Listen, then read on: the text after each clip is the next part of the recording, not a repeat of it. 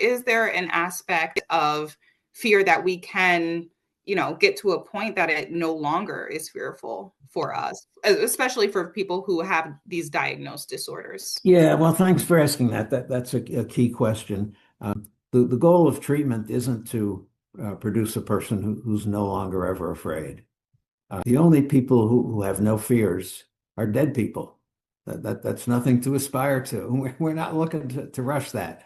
There's nobody who never feels anxiety, nobody who never feels those sensations. They're an important part of life. That's what helps us keep alive when we do face a threat.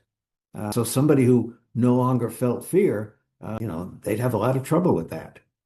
The goal is I can work with fears. I'm a fallible human being. I'm the kind of species that I can walk into a theater and watch something that I know isn't true. It isn't happening now, and my heart will still start pumping.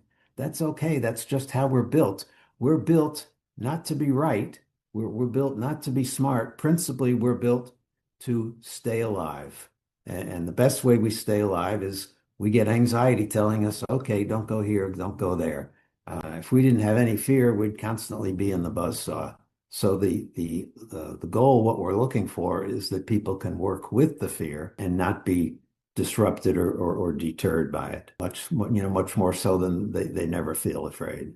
And when they feel afraid, they remember, oh yeah, that used to really freak me out. And 2 years ago, I might have been running down the street, and now I can just say, okay, what a damn nuisance it is to have these fears. All right, let's just wait it out. That's much more the goal. This conversation has really reframed how, anxiety is portrayed. Instead of something to fight or control, fear becomes something people can understand, respond to differently, and move through.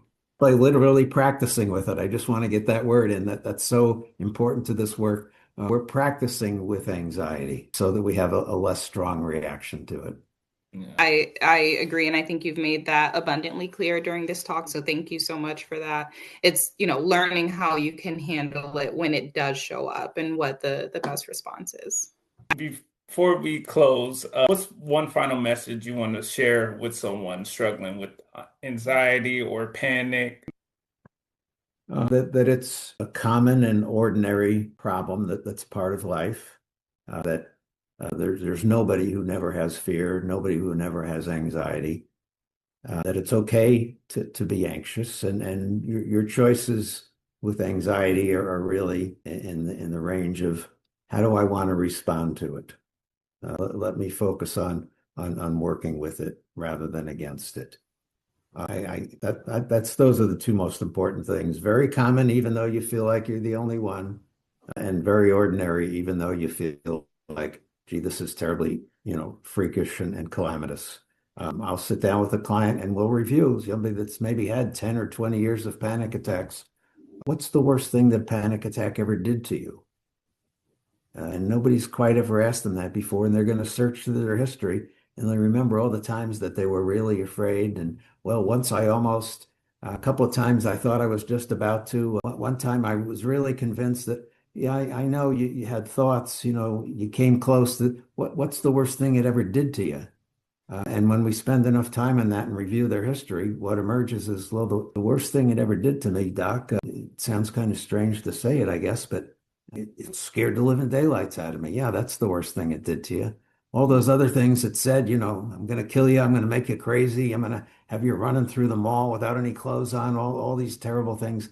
None of them happened. The worst thing it did to me was it got me really afraid, and then it passed. That's the big picture. And so you want to get better at remembering that and taking that in as your mission when you feel anxious.